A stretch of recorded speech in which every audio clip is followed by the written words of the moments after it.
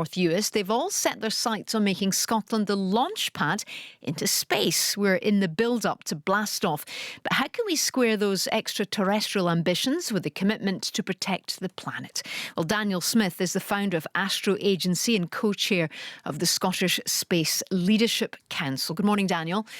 Good morning, Fiona. You have talked of your ambition to make Scotland's space industry more environmentally friendly, but I suppose it's hard for people to imagine that firing rockets off into space on a regular basis can do anything but damage it. Tell me how this would work. Well, yes, so it's definitely a challenge that we're working on very much so, and very important, not just in terms of obviously net zero, but in terms of giving Scotland this competitive advantage around space. So the Scottish Space Leadership Council earlier this year, we started an initiative working with various space companies in Scotland, together with environmental groups as well, Friends of the Earth and Nature Scot. And we brought in experts from other sectors too. So you've been talking a bit about whisky this morning. So we had the Scotch Whisky Association on with us just to give us some advice on how their journey is going from moving towards more a sustainable sector. So yeah, it's about collaboration and listening and sharing knowledge. And there are efforts already being made. Some examples, for example, the Skyrora Scottish Space Rocket Company are using fuel from non-recyclable plastics that would otherwise be going into landfill. Orbex, who are another rocket company based in Scotland, they're working on their own biopropellant too. And when it comes to the satellites that we're looking to launch from Scotland, they're using more efficient methods and materials all the time.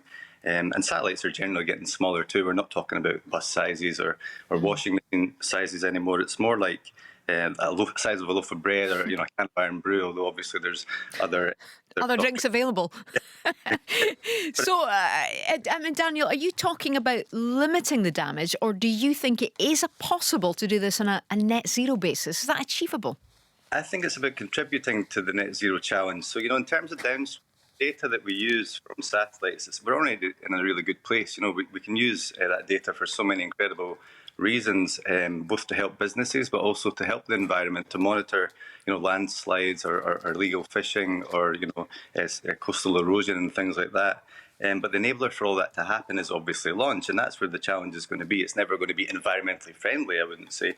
But Scotland's very much focused on small launch, small satellites from small launch vehicles taken off from small spaceports, or indeed, as you mentioned earlier, from places like Prestwick, which is already an airport, so the infrastructure is already built. The biggest challenge we have in sustainability, actually, I would say, is space debris. It's a lot of rubbish floating around up there. That's not the technical term, by the way, but in low orbit. And already the International Space Station's been struck by space junk already. And that's quite scary for me, that thought. So I think that's a much bigger challenge that we have as well. Space junk is a scary thought, actually. We talked in this programme a lot about the space industry's kind of growing importance in Scotland, Daniel. Just briefly, are these plans for developing spaceports essential to that, do you think?